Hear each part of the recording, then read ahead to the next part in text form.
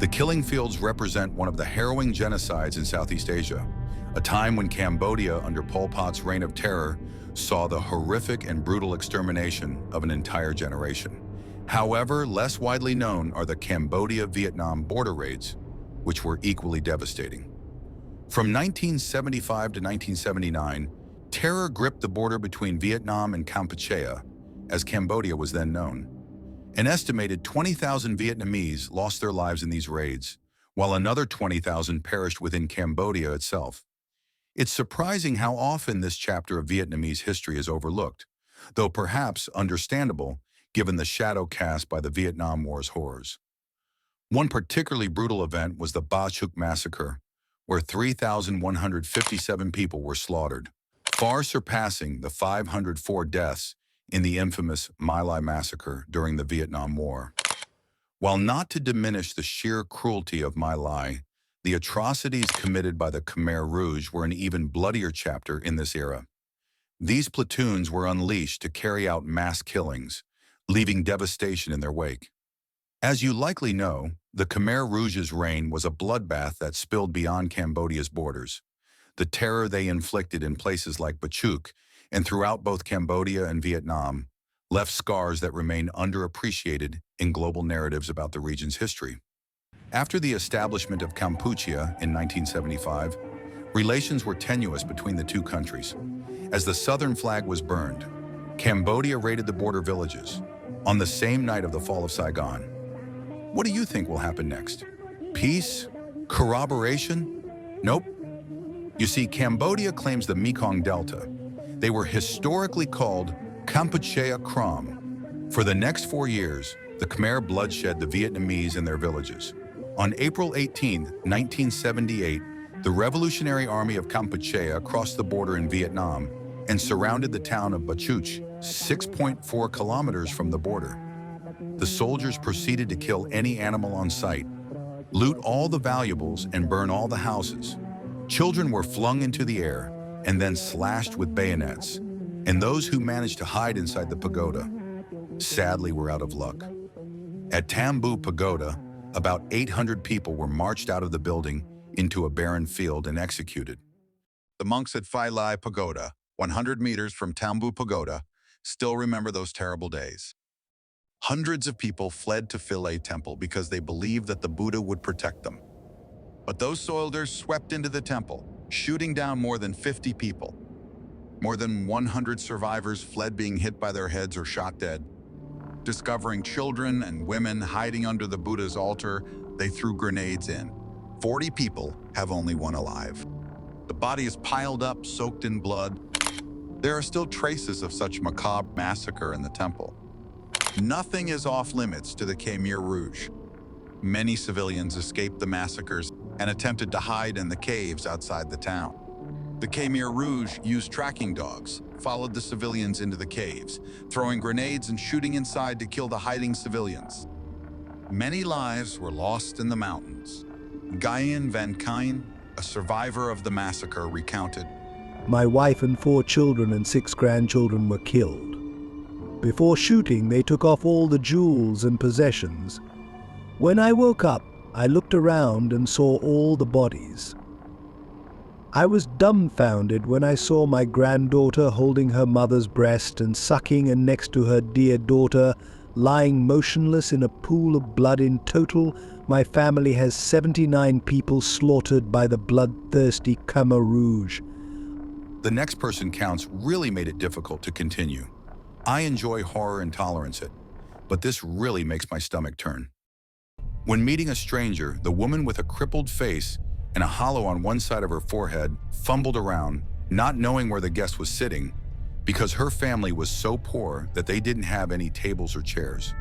A neighbor ran over to tell her that since the day she had a traffic accident, Miss Swang had not been normal anymore. Her mind sometimes remembered, sometimes forgot. However, when reminded of the accident 35 years ago, the terrible memories came back clearly, and she became more alert. In 1978, the little girl Nguyen Thi Ngoc turned 11 years old. At that age, little Swang could not be aware of the cruelty of war.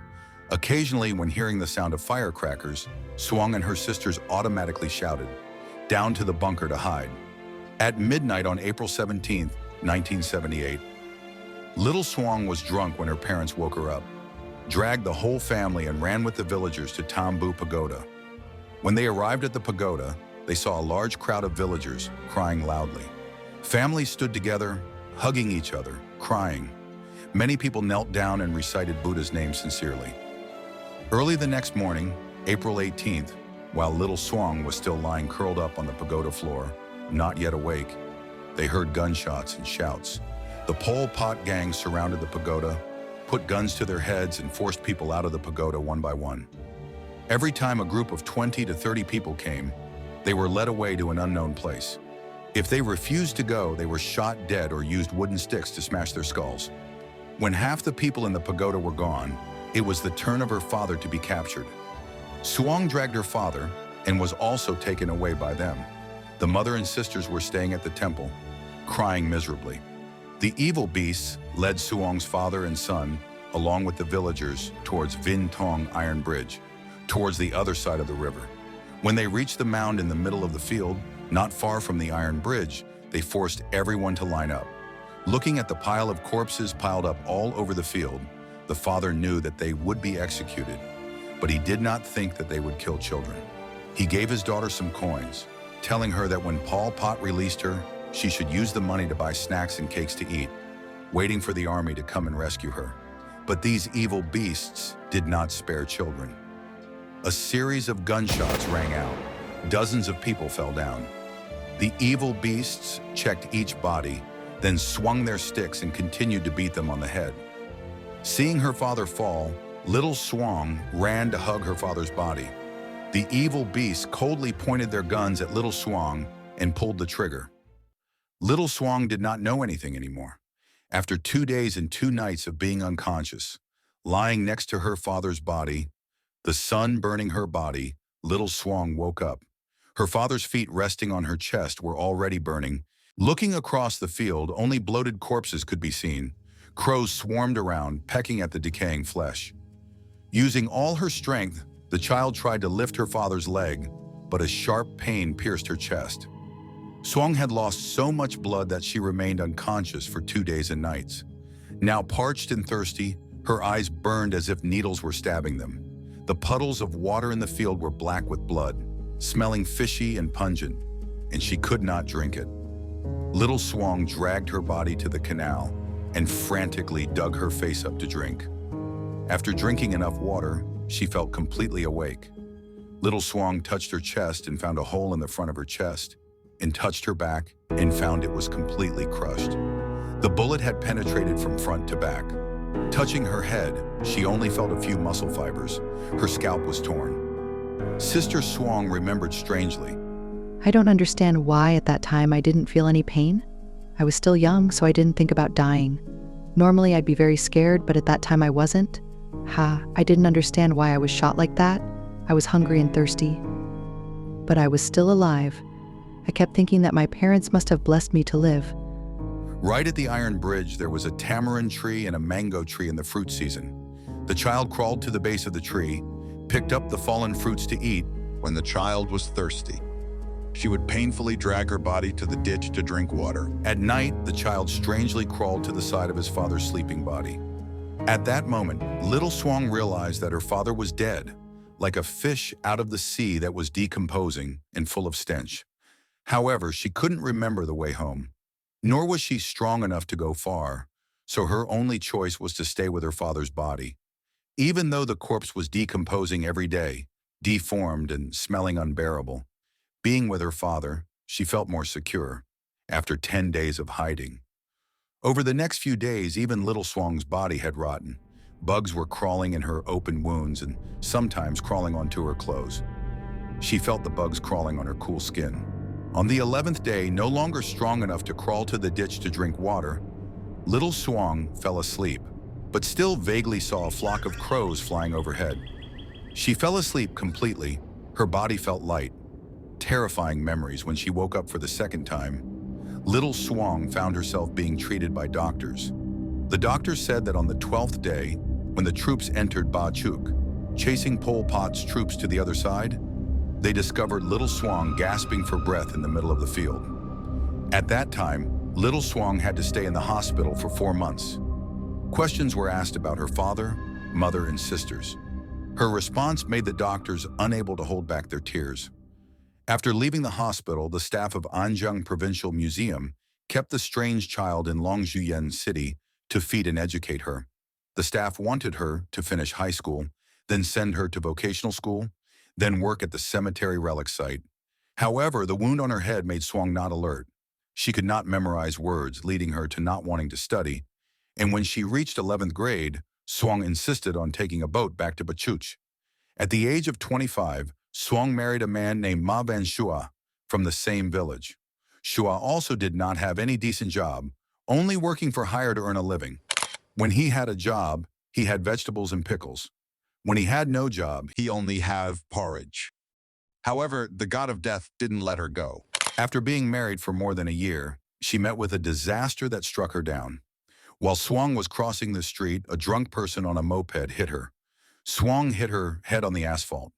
That accident was a terrible reminder of the massacre years ago. After 4 days of being unconscious in the hospital, Swang woke up again. Her skull was crushed. There was no way to fix it, so the doctors had to remove it. Swang said, If I had died that day, following my parents and sisters, I would have been happier, Father.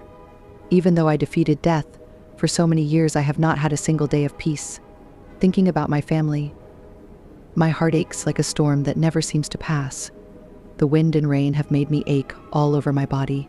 recently she and her husband received 30 million Vietnamese dong, 136 million Vietnamese dong slash 5,557 US dollars adjusted to inflation from the state and other organizations to build a small house. That was the only amount of money, so the house was smaller, and after it was finished, they could not buy anything else.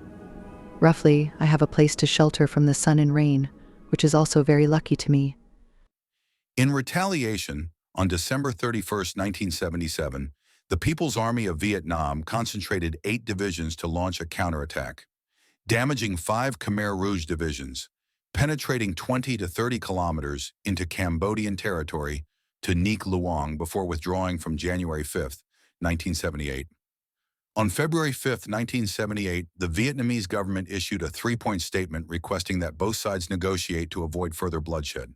1. Cease all military activities, withdraw armed forces 5 kilometers from the border. 2. Negotiations towards signing a treaty of friendship and non-aggression and signing a border treaty. 3.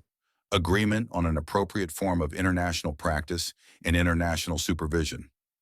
Pol Pot's reaction to this was to double down. Even at the end of Pol Pot Kampuchea, If we only kill a few dozen people every day, a few thousand people every month, and a few tens of thousands of people every year, we can fight for 10, 15, up to 20 years. Each Cambodian could kill 20 each, sacrificing 2 million Cambodians to kill 50 million Vietnamese.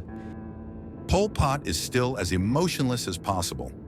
In response to the Khmer Rouge's aggression and the humanitarian crisis resulting from their policies, Vietnam eventually launched a full-scale invasion of Cambodia in late 1978. On January 7, 1979, Vietnamese forces captured Phnom Penh, effectively toppling the Khmer Rouge regime. The invasion led to the establishment of a pro-Vietnamese government in Cambodia. Vietnam maintained a military presence in Cambodia until 1989, leading to a prolonged conflict with Khmer Rouge remnants and other resistance groups. The invasion drew criticism and was not recognized by the United Nations, which continued to recognize the Khmer Rouge as the legitimate government of Cambodia for several years.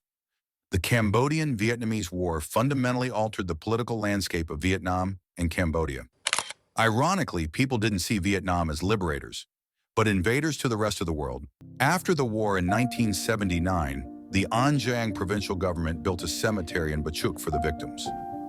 Every year on March 15th and 16th, lunar calendar, collective ceremonies are held to honor them. The cemetery and 2 temples related to the massacre are recognized as National Historical Sites.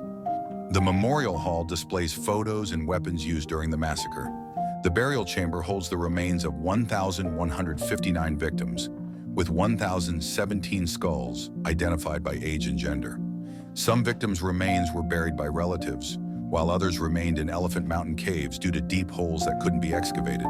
Still to this day, the effects of Pol Pot actions are felt across the Cambodian neighbors. The spillage of terror had a lasting scar on all who lived through it.